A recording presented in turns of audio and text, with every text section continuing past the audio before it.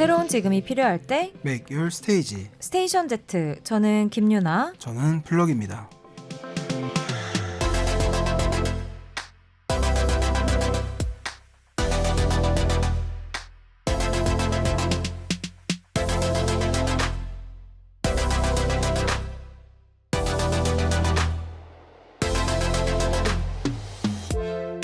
유나님, 네. 저희가 매주 시간 빠르다 하는데 어느덧 9월이 왔습니다. 이게 정말 무슨 일입니까? 네, 9라는 숫자가 제 눈앞에 있는 게 지금 아직도 믿겨지지가 않는 그런 느낌이거든요. 그만큼 뭔가 이렇게 쫓아오는 느낌도 들고. 맞아요. 그쵸? 또 여름이 또 다 갔다는 생각이 들어서 또 그런 것 같습니다. 이게 여름이라는 게 좀 신기한 것 같아요. 이게 여름이 오면 너무 힘들잖아요. 덥고 막 지치는데 뭔가 다 갔구나 싶으면 살짝 서운한 느낌이 드는 게 또 희한하게 여름이라는 계절이 아닌가. 맞아요. 또 많은 분들이 그렇게 느끼시더라고요. 네, 그래서 자신은 아니다? 저는 뭐 사실 딱히 그렇지 않은데 또 뭐 유나님이 그렇다면 그런 걸로 하겠습니다. 티야? 전혀 그렇지 않는데. 알겠습니다. 자, 그러면 오늘도 1시간 달려보겠습니다. 김유나 블럭의 K-pop K-pop 메이트. 메이트. 스테이션 Z K-pop 메이트 9월 3일 일요일 첫 곡으로 비비지의 플럭 듣고 오셨습니다. 안녕하세요, 음악평론가 블럭입니다. 안녕하세요, 음악평론가 김유나입니다. 네. 저희 가끔 이제 음악 방송을 볼 때 어디서 많이 봤는데 할 때가 있어요. 맞아요. 그래서, 근데 이름이 아니네 이런 팀이죠. 예를 들자면 저희 지금 첫 곡으로 듣고 온 비비지 같은 경우도 진짜 대표적이지 않을까요? 그쵸. 이제 여자친구만 기억하시던 분들은 그러니까요. 오랜만에 이제 비비지의 무대를 보았는데 사람이 줄었네. 약간. 밑에 이렇게 보니까 이름이 비비지라고 되어 있고 근데 얼굴이 클로즈업 되면 저 얼굴 내가 기억하는 그 얼굴 맞는데. 그쵸. 신비인데? 엄진데? 약간 이렇게 되는 거잖아요. 그쵸. 맞습니다. 이런 팀들이 요즘에 정말 여러 가지 형태로 많아지고 있는 추세란 생각이 들어서. 그렇죠. 계속 늘어나고 있는 것 같아요. 최근에 그 부부걸도. 맞아요. 그러니까요. 이름이 바뀌었네? 약간 이렇게 되더라고요. 맞습니다. 진짜 다채로운 형태로 다시 다양한 뭐랄까요, 스타일로 그룹으로 그쵸. 대중을 만나는 아티스트들이 많아지고 있는데요. 오늘 이제 그런 가수들을 한번 모아서 이야기를 해보도록 하겠습니다. 그렇죠. 정말 찐으로 2회차를 맞이한. 그러니까요. 이게 농담으로 또 얘기를 해보려고 해요. 농담으로 너무 잘해서 2회차가 아니라 정말. 진짜로 2회차를 겪고 계시는 분들을 소개를 해보려고 합니다. 맞습니다. 그래서 공통으로 비비지를 이제 택했는데요. 재데뷔가 사실은 살짝 흔해졌어요. 맞아요. 정말. 그만큼 K-pop 산업 자체가 좀 길어졌고.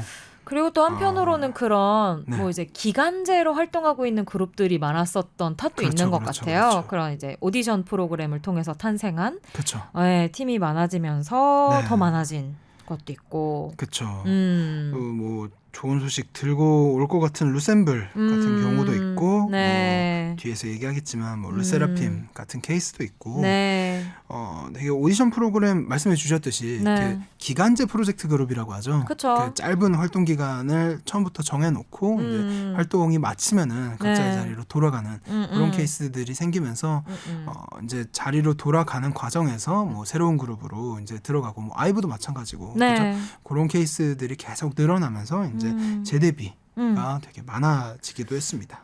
이게 재데뷔가 그런데 아티스트들에게는 되게 이중부담으로 다가올 수 있겠다는 생각이 종종 들곤 해요. 그렇죠. 그러니까 데뷔를 2번 한다는 게. 그러니까 데뷔 자체도 너무 힘든데 예를 들면 그 전에 했던 그룹이 잘 됐어도 부담이고 잘 안 됐어도 부담인 게 재데뷔잖아요. 그렇죠. 그 생각을 하면 정말 보통 사람들은 아니라는 생각이 새삼 들고 진짜 좀 더 응원하고 싶은 마음이 드는 게 이런 재데뷔 가수들이 아닌가 싶습니다. 그렇죠. 남들은 한 번을 못하는 거를 뭐 어떤 이유에서든 2번을 하는 거니까 그게 참 쉽지 않을 것 같아요. 뭐 기회가 그만큼 많다고 긍정적으로 생각할 수도 있겠지만 그렇죠. 누군가는 또 못하니까 다시 한 번 번도. 근데 또 나에게 또 한 번의 기회가 주어졌구나라고 생각하고 뭐 조금 더 앞에 데뷔보다는 더 이제 뭐 심적으로든 뭐 체력적으로든 여유를 가지고 이제 새롭게 등장할 수도 있는 거고. 앞서 얘기한 것처럼 저희가 얘기 나눈 것처럼 그런 좀 부담도 없지 않아 있을 수밖에 없는 상황이고요. 그쵸.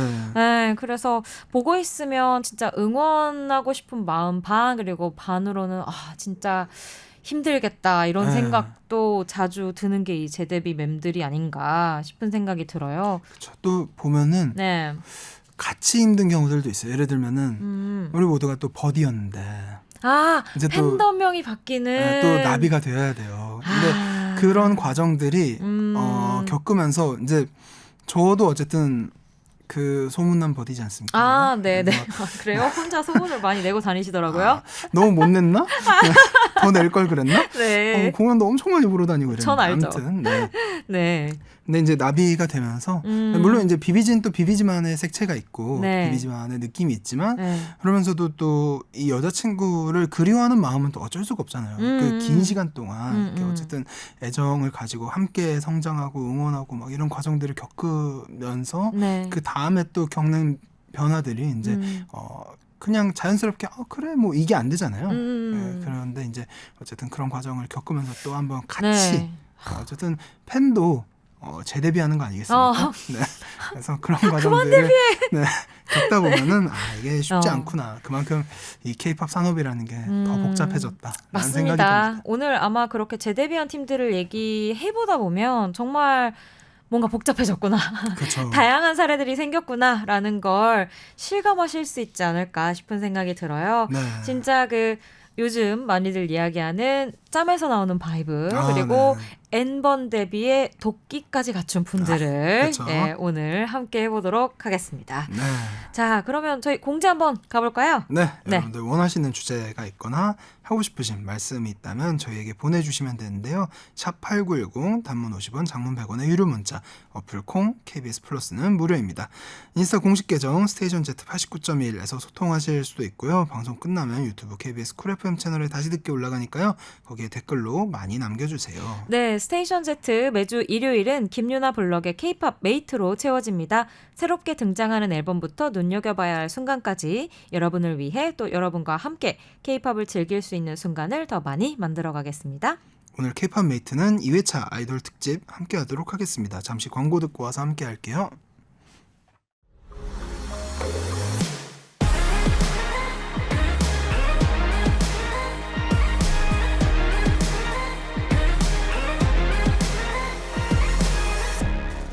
무대에서 다시 볼 수 있게 해줘서 고마워.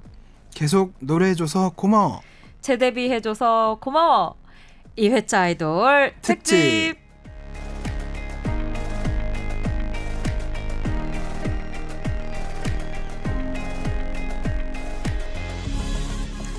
저희 팬분들의 감정에 좀 더 이입했어야 됐는데 건조했나요? 좀 건조했나 싶은 생각이 조금 반성이 되지만 그래도 최선을 다해봤다는 점 개둥이 분들 이해해 주시고요. 저희 2회차 아이돌 특집 오늘 K-팝 메이트 함께 해보도록 하겠습니다. 저희가 진짜 좀 다양하게 이 K-팝 에 다시 재데뷔를 한 아이돌들을 구성해봤어요. 네, 진짜 좀 다채롭게 만나실 수 있지 않을까 싶은 생각이 듭니다. 좋습니다. 자, 먼저 얘기를 해주시겠어요? 저부터 갈까요? 사실 먼저 얘기를 좀 해야 될 것 같아요. 그렇죠. 그리고 어떻게 보면 그 앞에 비비지 분들과 약간 위치를 바꿔도 될 것 같아요. 물론 비비지 분들이 선배지만 이분이 재데뷔로서는 선배니까. 그렇죠. 네. 재데뷔를 워낙에 예전부터 다수 하신 분이라.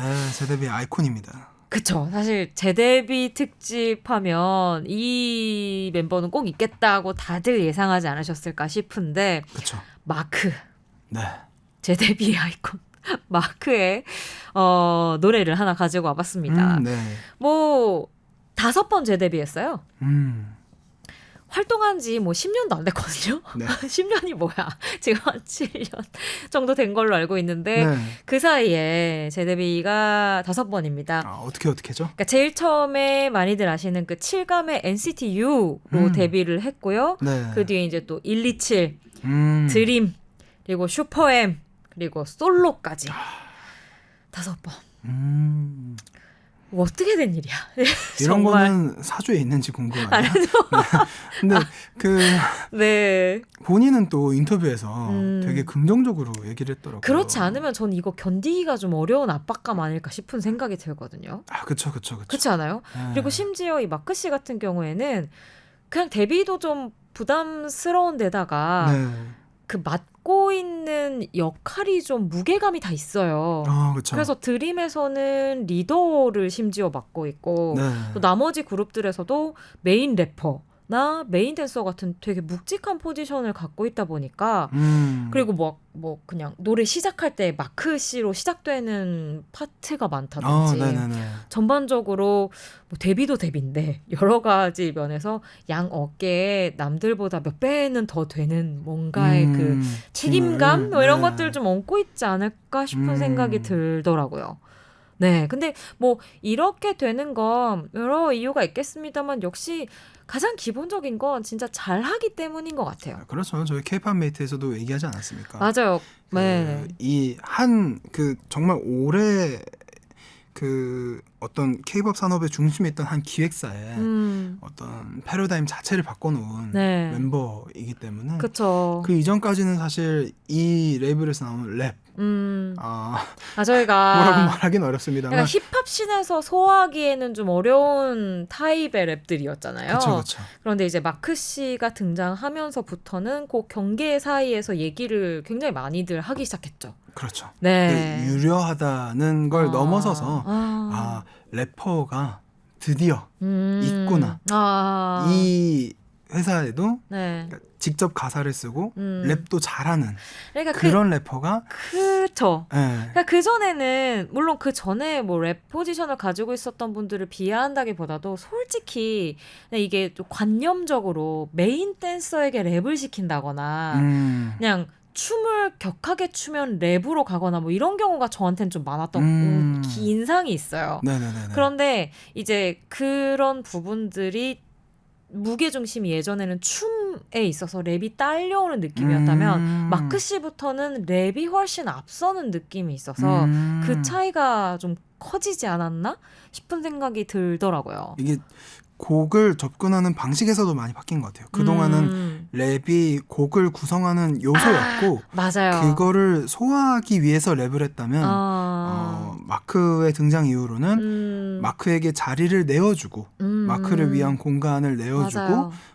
마크에게 필요한 것들을 어느 정도는 맞춰주기까지 하는 그런 모습들을 좀 볼 수 있어요. 맞습니다. 이 마크 씨나 NCT가 씬에 나온 게 한 2010년대 중후반 요 정도니까 그때쯤부터 확실히 좀 힙합이라는 것이 여러 다른 장르들에도 좀 뭐랄까 상수화되면서 자연스럽게 자리를 잡았고 말씀하신 대로 랩이 좀 중심에 놓이는 곡들도 많아지면서 사실 그런 흐름에서 나타난 인물이자 덕분이라고 하기엔 좀 그렇지만 재데뷔를 5번이나 하게 된 정말 씬의 중심에 놓이게 된 인물이라고 할 수 있을 것 같습니다. 그래서 오늘 제가 가져온 곡은 차일드라는 곡인데 또 그런 의미에서 보자면 저에게도 좀 특별한 첫 솔로곡 같은 느낌도 있었던 것 같아요.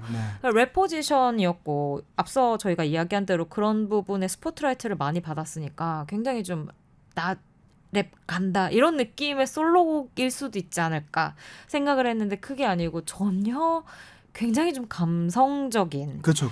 세련된 튠으로 첫 솔로곡을 발표해서 그것도 또 이 사람이 가지고 있는 뭐랄까 5번 재데뷔를 할 수밖에 없게 만드는 뭐 진짜 좀 의외의 매력이 아닐까 하는 생각도 들더라고요. 저는 근데 그런 것들이 있기에 차일드가 나오지 않았나 싶기도 해요. 그러니까 앞선 그런 오랜 경험들이 쌓이고 그 과정에서 그러면 내 건 무엇이지? 라고 생각했을 때 그 결과가 차일드인 것 같아서 맞아요. 오히려 다 그런 것들을 뭐 기술, 뭐 어떤 화려함 같은 걸 내려놓고 내 얘기, 그러니까 내 안에 진짜 가장 작은 어린애를 보여주는 뭔가 그런 하고 느낌의 싶은 음악 이런 것들을 좀 잘 보여주지 않았나 싶습니다. 맞습니다. 이 곡이 벌써 작년 2월 발매인데 벌써 2번째 페이지로 넘어가 있더라고요. 그 음원 사이트에 가보면 건강 관리 잘하셨으면 좋겠습니다. 자, 네. 그러면 블럭 씨의 재데뷔 추천맵 누구일까요? 저는 뭐 재데뷔를 핑계로 네. 최애를 가져온 거 아니냐라고 그만 좀 해. 생각할 수 있겠지만 그렇지 않습니다. 아니 저희 항상 아시죠? 은비 씨 얘기만 나오면 저희 둘이서 저희가 아니에요. 서로 여러분들 오해입니다. 오해고 오해 아니고 오해고 권은비 씨가 네. 다른 그룹 출신이라는 거 아마 많은 분들이 알고 계시겠지만 네. 이분은 그래서 총 3번의 데뷔를 맞아요. 겪게 됩니다. 네. 예아로, 네. 아이즈원으로 그리고 솔로로. 맞아요. 이게 뭐 비슷한 케이스로는 이제 마이너 송민호 씨가 네. 또 BOM이라는 그룹 멤버였고 이런 케이스들이 이제 시간이 지나면서 계속 생겨나고 있어요. 네. 계속 생겨나는 중인데 상대적으로 조금은 작은 회사에서 이제 빛을 발하지 못했지만 어떻게 보면은 끝내 스스로 빛이 된 그쵸. 그런 케이스가 아닌가 싶기도 해요. 진짜 좀 시간과 노력으로 증명해낸 인물들 아닌가 싶어요. 그죠? 그렇죠. 그래서 뭐 예전에도 저희 뭐 얘기했고 뒤에도 얘기하겠지만 어쨌든 뭐 사쿠라 같은 경우에도 의연하게 또 새롭게 데뷔를 이분은 했고. 또 국경도 넘나들었기 때문에 그렇죠. 그 부분이 또 대단한 부분입니다. 근데 권은비 같은 경우에는 진짜 롤러코스터예요. 예아 같은 경우에는 성적이 진짜 좋지 않았잖아요. 그러니까 많은 사랑을 받지 못했는데 맞아요. 반대로 아이즈원에서는 엄청 많은 사랑을 받았어요. 맞아요. 그러니까 극과 극을 경험한 뒤에 심지어 동료가 있는 것도 아니고 혼자 다시 데뷔를 한다는 것이 저는 되게 큰 짐일 수도 있겠다라는 생각이 들었거든요. 그리고 그럼에도 불구하고 그런 것들을 좀 잘 이겨냈다고 해야 될까요? 이겨내기보다는 오히려 되게 잘 즐기고 있는 것 같아요. 약간 쌓아왔다? 그거 얘기하는 게 좀 자연스러울 수도 있을 것 같고 그 앞선 두 경험들이 어쨌든 본인에게는 되게 그쵸. 잘 축적이 되어서 또 좋은 의미로 그쵸. 네. 그래서인지 솔로로 활동을 하는데 굉장히 안정적이어서 네, 맞아요. 그래서 이게 신기하다는 생각이 듭니다. 역시 경력직은 다르다라는 얘기를 그러니까요. 괜히 하는 게 아니고 네네네. 덕분에 또 최근에 그 더 플래시 저희가 격주 케이팝에서도 얘기를 했었던 그 곡이 은비 씨가 솔로로 데뷔하고 처음으로 1위를 했다고 하더라고요. 네네. 그래서 막 또 눈물을 보이는 모습을 저도 봤는데 그냥 그 눈물에 진짜 여러 의미가 있지 않을까. 그렇죠. 지금 이 모든 여정. 약간 옛날 말인데 어쨌든 주마등처럼 흘러 지나가는 그 단어를 꺼낼까 말까 했는데 이게 파노라마처럼 쫙 스쳐가지 않을까. 그쵸. 정말 그 예아로 데뷔했을 때 연습했을 때 잘 안 됐을 때 그리고 아이존도 그냥 된 겁니까? 그 오디션 프로그램 거치는 시간들 이런 것들이 저라면 진짜 이렇게 주마등처럼 쫙 스쳐 지나갈 것 같아서 감회가 좀 남달랐습니다. 참 이 제데뷔mem들 보고 있으면 마음이 복잡해요. 대단하기도 하고. 그러니까요. 그러면 두 곡 이어서 들어보겠습니다. 참 범인은 할 수 없는 일들을 한 분들입니다. 그러니까 저희보다 훨씬 어리지만 자꾸 이렇게 존칭을 붙이게 되는데요. 권은비의 코멧 그리고 마크의 차일드까지 이어 듣고 오시겠습니다. 권은비의 코멧, 마크의 차일드 듣고 오셨습니다. 네, 데뷔를 많이들 하셔서 그런지 어쩜 이렇게 연륜이 느껴지는지. 그렇죠. 잘한다. 저희 항상 K-pop 메이트 진행하면서 얘기하지만 잘하는 두 아티스트 음악 듣고 오셨습니다. 자, 그럼 이제 다음으로 저희가 추천해보는 재데뷔 이번엔 그룹들 이네요. 함께 이야기 나눠보도록 하겠습니다. 이번엔 누구부터 추천해볼까요? 저부터 해볼까요? 렛츠고. 저는 사실은 그 오메가 X를 꼽으려다가 은근히 재데뷔 인물이 좀 있는 팀 케플러를 꼽아봤습니다. 그래서 사실 오메가 X 같은 경우에는 거의 전원이 스펙트럼, 리미트리스, 스누퍼, 원팀, 심지어 스누퍼, 원팀 이런 팀들은 활동을 적게 한 것도 아니에요. 맞아요. 그럼요. 그런데 그런 멤버들이 모두 모여서 재데뷔를 한 정말 이례적인 케이스인데 맞습니다. 이례적이지 않을 수도 있겠다. 이제는?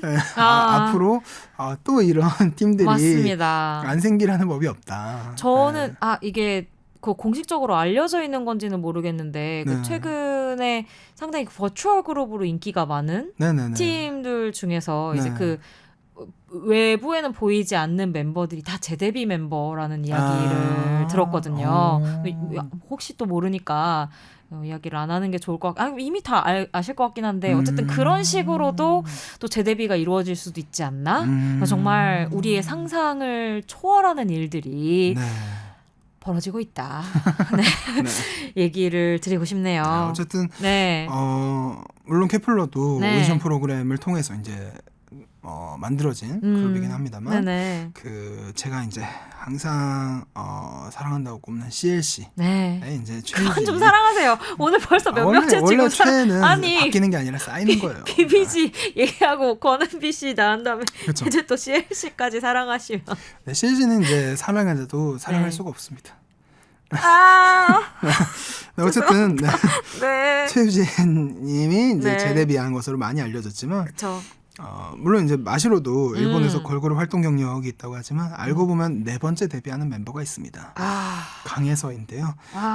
QTL, 프리티지 그리고 버스터즈까지 이어서 이제 케플러가 4번째 데뷔입니다. 근데 이렇게 재데뷔가 많으면 사실 그룹을 제작하는 입장에서는 가질 수 있는 장점이 뭐 없진 않아요. 그러니까 기존 그룹에서 겪었던 것들 중에 뭐 장단점을 이제 간접적으로 또 회사가 흡수할 수 있는 거고 그게 뭐 문화가 됐든 프로그램이 됐든 뭐가 됐든 그러고 또 이미 어느 정도 준비가 돼 있고 또 활동에 익숙한 멤버들인 만큼 그룹 자체도 좀 더 안정적으로 가져갈 수 있다는 부분들이 있죠. 근데 요즘은 정말 그 스포츠 선수처럼 그 팀이나 회사를 좀 옮기고 이런 경우들이 계속 생겨나잖아요. 그렇죠.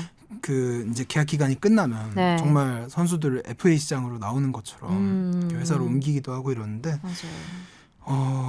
시간이 갈수록 저는 그런 케이스들이 생기지 않을까. 그러니까 이제 연습생이 옮겨 다니는 게 아니라 그룹에서 옮겨 다니게 되는. 네. 그래서 정말 스포츠처럼 되지 않을까라는 생각도 들고. 약간 FA 시장에 나오고 이런 느낌으로요. 그렇죠. 네. 이게 하나의 리그처럼 보일 수도 있겠다라는 생각이 들었는데, 근데 물론 이제 그것보다 훨씬 더 많은 팀, 많은 회사가 있고 이게 어떻게 뭐 언제 얼마나 확장될지 모른다는 것이 이제 큰 변수죠. 근데 그럼에도 불구하고 K-팝 산업이 정말 복잡다단해지면서 K-팝만이 가진 또 하나의 좀 문화라고 해야 되나, 아무튼 산업적인 특징이 아닐까라는 생각이 듭니다. 지금 그 얘기를 들으니까 전 사실은 그런 스포츠에서의 어떤 FA나 팀 전환 같은 건까지는 상상을 안 했었는데 제가 지금 이야기를 하려고 하는 이 팀의 멤버 가운데 하나도 따지고 보면 그룹에서 그룹으로는 아니긴 한데 이 전 K-팝 에서 누구나 알고 있게 레이블 간의 이적이 이루어진 멤버가 있는 그룹이네요. 그렇죠. 그러네. 자연스럽게 얘기를 해주시면 좋을 것 같아요. 르세라핌을 저는 이제 모셔왔는데 르세라핌의 채원 씨가 사실 그런 사례잖아요. 울림 엔터테인먼트의 연습생이었고 이제 아이즈원으로 데뷔하기 전에 그 프로듀스 시리즈에는 울림 소속으로 나갔었는데 이제 은비 씨는 울림에서 솔로로 데뷔를 하고 채원 씨는 하이브로 뭐 이적이라고 이제는 얘기를 할 수 있나? 옮겨서 르세라핌으로 데뷔를 하게 된 거잖아요.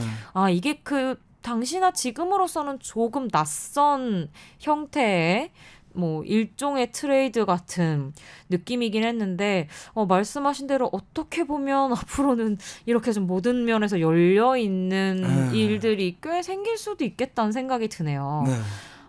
뭔가 변화가 계속 일어나고 있는 것 같아요. 그러니까요.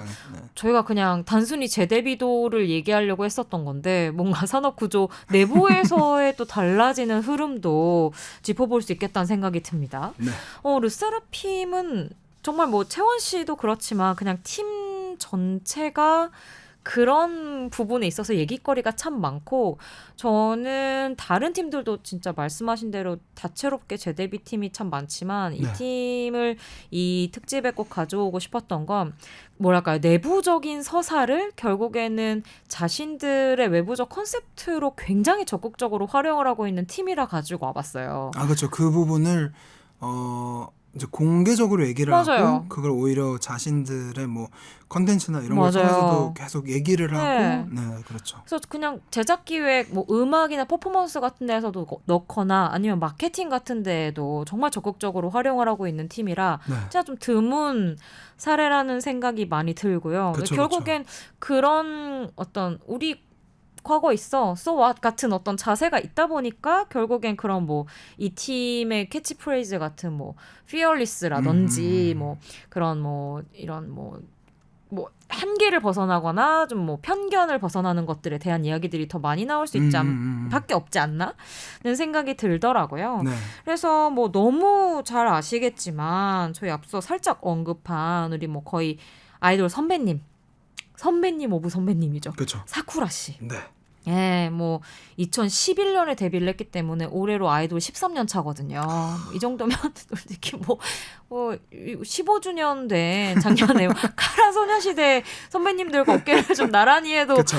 뭐 부족함이 없는 그쵸. 연차를 자랑하고 있고 심지어 한국과 일본이라는 두 나라의 아이돌 씬을 전부 정말 온몸으로 겪어왔다는 점에 있어서 정말 좀 대단한, 그리고 나중에 저는 진짜 좀 깊이 있게 인터뷰를 해보고 싶은 대표적인 인물이기도 하고요. 근데 거기서 더 놀라운 건 아직도 98년생이라는 점. 그래서 이게 사쿠라 13년, 막 12년, 13년 차에 얘기하면 나이가 되게 많지 않나라고 괜히 생각하시는 분들이 있는데 아직 너무 어려요. 그렇죠. 정말 98년생 아직도. 거기 이제 채원 씨 많이들 아시는 아이즈원 출신, 또 허윤진 씨도 프로듀스 시리즈에 출연을 했다가 이제 아이돌을 한번 포기했다가 다시 마지막 기회라고 생각하고 한국을 찾은 경우고 또 카즈아 씨와 은채 씨도 재데뷔는 아닌데 각각 자기의 서사가 되게 있죠. 또 카즈아 씨는 이제 발레 10여 년 정도 하던 운동을 포기하고 아이돌이 됐다거나 또 은채 씨 같은 경우에는 그런 이제 언니들 사이에 막내로서 뭔가 좀 이제 부각을 자신을 시켜야 되는 어떤 쥐 아닌 짐을 가지고 있는 어떤 각자의 이야기들이 확실히 있어서 이게, 그리고 그게 너무나 좀 앞서 있어서 흥미로운 그룹이란 생각이 들고 이게 확실히 분위기가 바뀌었다는 느낌이 드는 게, 솔직히 진짜 얼마 전까지만 해도 그렇게 재데뷔를 하는 경우는 푸듀 같은 화제 프로그램 정도를 제외하고는 좀 숨기는 분위기가 전 있었다고 생각하거든요. 그렇죠. 조금은 가려서 얘기하는 경향이 있었죠. 좀 이전에 자신의 어떤 뭐 계약 관계도 있을 수 있고, 아니면 그 중고 신인 뭐 이런 이미지가 아이돌 씬에서 어쨌든 계속 새로운 거를 추구해야 된다는 그 이미지 때문에 부정적으로 다가오는 게 있어서 좀 쉽지 않았던 게 있는 것 같은데 이제는 저희 아까 얘기한 뭐 케플러의 경우나 이 르세라핌 경우처럼 이걸 오히려 다른 방면으로 또 활용하고 있는 뭐 마케팅 방법 혹은 씬 안에서의 흐름이 생긴 것 같아서 정말 흥미롭습니다. 네, 계속 생각을 하게 되네요. 그렇죠. 네, 자 그러면 노래 두 곡을 이어서 한번 들어볼까요? 네, 케플러의 기디 그리고 르세라핌의 노 셀레셜 이어서 듣고 오겠습니다. 두 곡 이어서 듣고 오셨습니다. 케플러의 길이 그리고 르세라핌의 노 셀레셜까지 이어 듣고 오셨는데요. 파워가 좋습니다.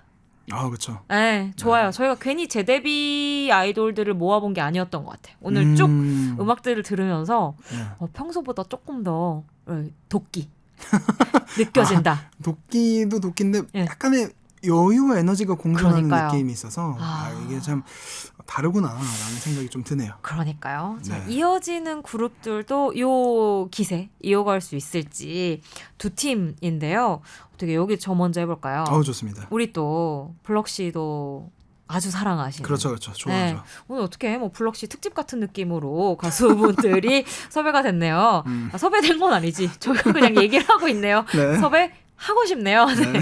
자, 하이라이트 모셔봤습니다. 아니 뭐 재데뷔하면은 또 빼놓을 수가 없죠. 이 팀의 재데뷔 얘기하다 보면 진짜 또 이 K-팝 씬의 분위기 뭐 어떤 역사들 이야기할 수밖에 없잖아요. 그렇죠. 그 계약과 함께. 그렇죠. 사실 이 그룹은 그 과거의 뭐랄까 분위기를 많이 이제 들려줬죠. 그래서 전 그룹 이름을 얘기하는 것도 되게 조심스러워했고 뭐 그 이제 얘기하시겠지만 뭐 하이라이트라는 그룹 보컬이 그러니까요. 보석을 닮았다 뭐 이런 얘기를 하면서 저희 어머니 장경연 씨인데 저희 어머니 발이거든요. 이거. 네, 저희 어머니 그 말씀이시거든요. 네, 하이라이트라는 그룹 보컬이 요섭이 닮았다. 근데 멤버들도 그 약간은 자조 반, 뭐 유머 반으로 그런 얘기들을 하이라이트 초기에 많이 했었어요. 아, 맞아요. 네. 그래서 진짜 이 그룹만큼 뭔가 K-팝의 역사를 담고 있는 좋은 역사는 아니겠죠? 좀 슬픈 역사를 담고 있는 재데뷔 팀이 있을까 하는 생각에 우선 가지고 와봤고 네. 이제 전이 비스트였었잖아요. 네네. 그래서 그런 상표권 문제로 인해서 그쵸. 하이라이트라는 이름으로 새롭게 데뷔를 했고 네. 이제 비스트로 8년 그리고 하이라이트로 6년 정도 활동을 하고 있기 때문에 비슷해져가네요. 이제 조금만 더 활동을 하면 네. 하이라이트가 추월을 하게 되는 네. 그 정도의 역사를 지니게 되었다 얘기를 할 수 있을 것 같고요.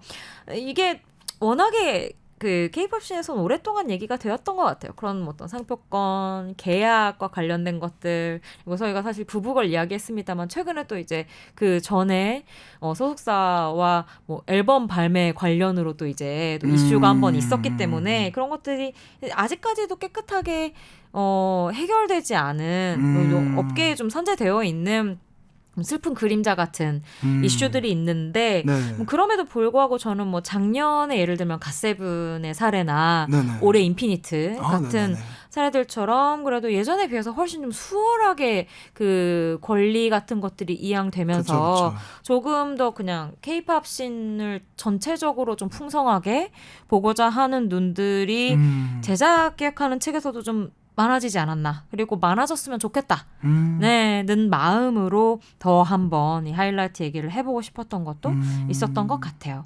네. 어쨌든 그 색깔 그대로 최근의 활동까지도 그렇죠. 그 느낌 그대로 활동하고 있는 게 뭐 반가운. 사람이 바뀌는 건 아니니까. 그러니까요. 재데뷔 팀이기도 합니다. 네. 자, 그러면 블럭 씨는 어떤 팀 뭐 불러오셨나요? 저는 드림캐쳐를 가져왔는데.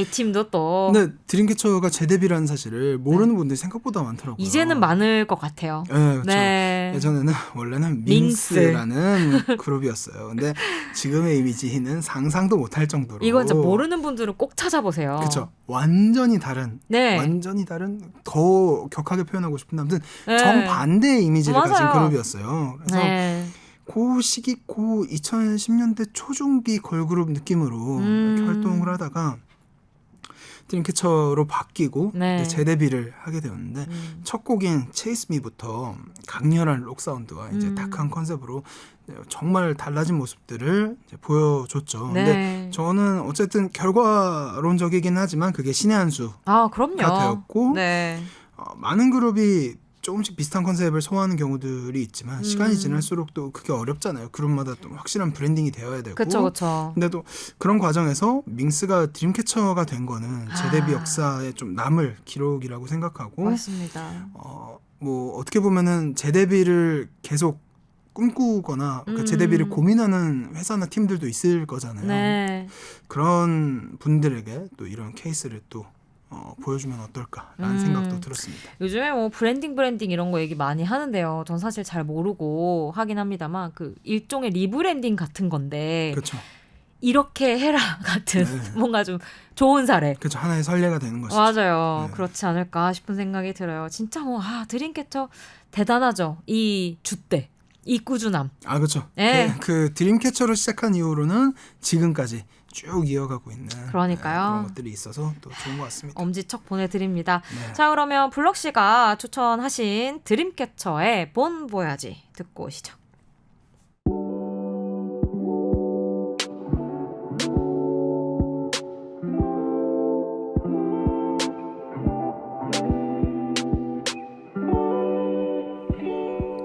오늘 정말 그 인생 2회차, 찐 2회차 아이돌 그룹들을 또 만나봤습니다. 저희가 테마 처음에 얘기할 때는 그냥 와 재밌겠다 뭐 이 정도로 준비를 해봤는데 뭐 얘기하다 보니까 좀 깊은 얘기까지도 좀 나오게 되고 그러니까요. 사뭇 진지한 얘기들도 좀 하게 되고 그리고 좀 더 존경하는 마음도 좀 갖게 되고 그렇죠. 인간적으로도 좀 약간 배우게 되는 것 같고 그러니까요. 그리고 뭐 삶의 자세 뭐 이런 거, 뭐 리브랜딩 뭐 이런 것까지.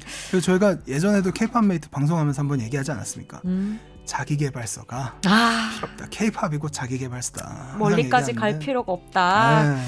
글쎄 말입니다. 정말. 근데 정말 그 배울 게 생각보다 많아요. K-팝을 뭐 당연히 즐기고 되게 행복하게 뭐 보고 듣고 하는 것도 당연히 좋지만 K-pop 음악 안에는 이런 서사나 스토리 같은 것들이 있으니까 같이 또 봐주시면 또 좋을 것 같다는 생각이 듭니다. 맞습니다. 뭐 그게 전부는 아니겠지만 그런 부분들을 보면서 또 말씀하신 대로 자기 개발 할 수도 있잖아요. 그럼요. 네, 서로 윈윈 해보자고요. 네. 끝곡으로는 유나님의 추천곡 하이라이트의 데이드림 들려드리면서 오늘의 K-pop 메이트 마무리할게요. 네, 늦은 시간 함께해주신 청취자분들 모두 감사드리고요. 저희는 다음 주에 뵙겠습니다. 여러분 안녕.